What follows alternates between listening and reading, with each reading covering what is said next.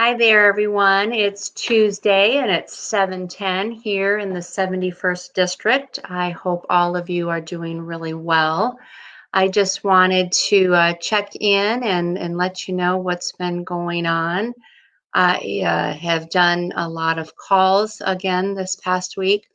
Um, just to remind everybody, I hope that everyone had a great Mother's Day Sunday. I know I was blessed with phone calls and cards from my beautiful children, so it was a very blessed day. So really enjoyed it.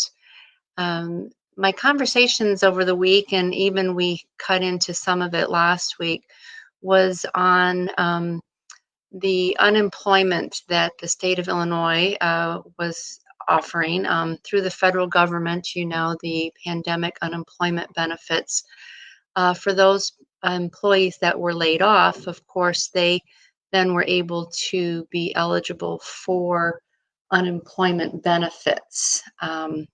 Unfortunately, those that are self-employed, they own their own business, the gig workers, those employment situations normally don't come with unemployment benefits. So the federal government put forth a program for that specifically, and Illinois has now been able to update the Illinois Department of Employment Services, and they went live on yesterday, I believe, to start taking those applications for workers that fall into that purview of being self-employed, business owners, contractors, the gig workers, etc. So I've got on the screen here with me the news release from the Illinois Department of Employment Securities, and I thought I would just kind of share with everyone out there if they are wondering about how this process works. It's twofold. First of all, you do need to go to the Illinois Department of Employment Security website, ides.gov, and there you do need to file a claim, okay? It is important that you do that under the Federal Care Stimulus Act and the state of Illinois. So it will provide, just let's go over a little bit about what is underneath within this PUA, or the Pandemic Unemployment Act services. So it will provide up to 39 weeks of unemployment benefits to the workers that normally do not qualify or are eligible for those traditional benefits. So that will include 1099 employees, independent contractors, gig economy workers, sole proprietors, and self-employed workers, okay? Now, the benefits will be backdated up to the date of your COVID-19 related job loss, okay? So you don't have to worry about that. You just have to make sure that you have the date of when you were first experiencing a loss of wages. Its retroactive benefits will be available as far back as February 2nd of this year. So that's good. If you think you may be eligible, you need to make sure that you submit an unemployment claim through the IDES regular applicant portal, okay? So you go through that and you will be denied for traditional unemployment benefits. But it's that denial that is what is necessary then for you to become eligible for the pandemic unemployment wages then, okay? So if you've already filed for regular benefits and you've gotten your denial, then you're ready to go through this portal that just went up yesterday, okay? So you now go through and you apply separately through the PUA portal, not the regular IDES employment portal. And then once you get through that, then it will take you through a number of questions. You answer those, and then you can submit whether you want to get the debit card, or if you want to have that put automatically into your checking account. So direct deposit is probably the easiest and the quickest way to go, but you can determine which works out best for you. Okay. So there may be some questions about your income as being self-employed or a business owner. You aren't required to do that. You will be entitled to the baseline unemployment amount, which is $600 per week. However, you can increase that amount if you supply what your wages through your proof of income, which is based on through your filing last year of evidence of earnings. Okay, so it just depends on where you are at and what is best for you. So again, you will be eligible for the $600 per week, but you can increase that, but you will have to submit then your earnings from last year proof, so your tax filing.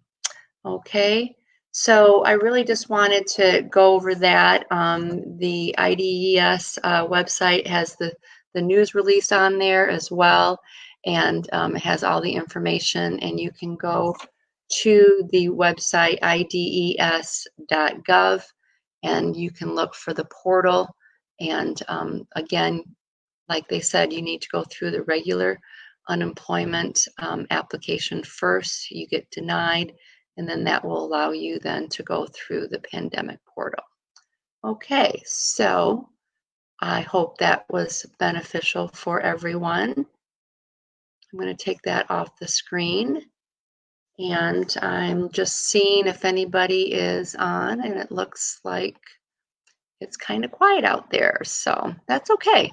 Not a problem.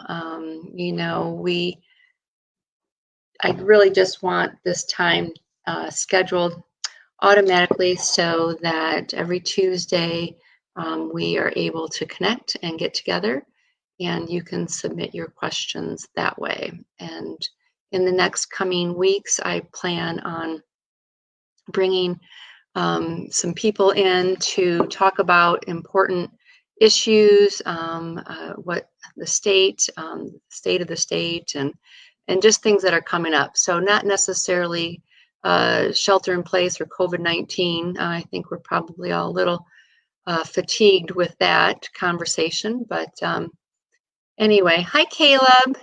How are you? I hope you had a good week.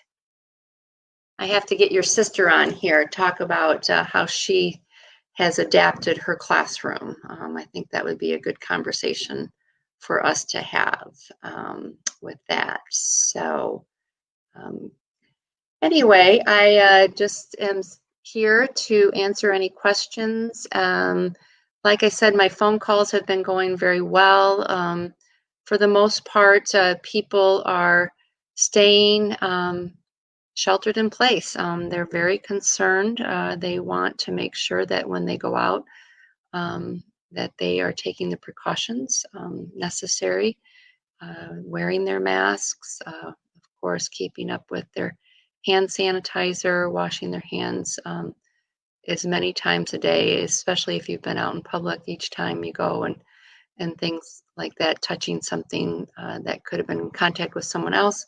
It's important that you maintain that hygiene. So, but people are, you know, they understand the importance that it's not necessarily that they feel afraid of contracting the disease. It's that they don't want to be a carrier to someone that is in a high risk health situation and then have that passed on to them. So, but yeah, people have been, you know, talking about their exercising, and Mother Nature's been, you know, pretty good with the weather. So, you know, getting out and doing yard work and getting that sunshine and that fresh air. You know, I know that there's kind of some confusion as to what this shelter in place means. And, you know, it does mean that you want to limit the amount of traveling that you're doing, you know, who you're going to see, where you're going. If you're out in public, you know, you do need to go to the grocery store, you need to go to the pharmacy, you need to get those things. So that's understandable. What starts to get more of an increased a chance of you getting in contact with COVID-19 is when you gather in large groups or you're not maintaining social distance, and then that spreading of that infection takes place and you don't realize that you've been infected and you're not showing any symptoms, so you go about your daily business.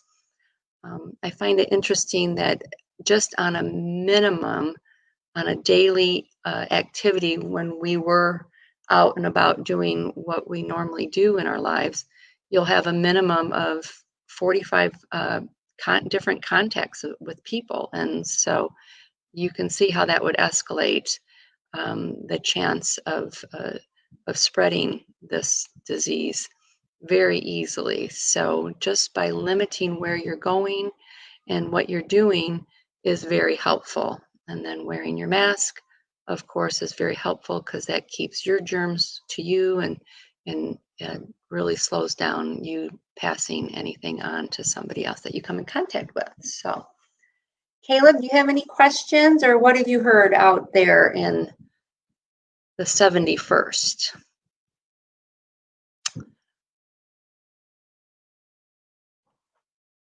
Okay, well, no questions. So, you know, I don't need to stay on here forever. Like I said, I just really wanted to check in, and we'll be posting as I'm getting my calendar together with the people that are coming to join me for their add-in and what is going on in the state and different topics. If you have anything specific that you'd like to have covered during this time, send me a message, or you can private message me through Facebook, or my email is Padilla, Padilla, L as in Larry, F as in Frank, D as in David, at live.com, and you can email me your questions or topics that you would like to have discussed here as well. So I think that's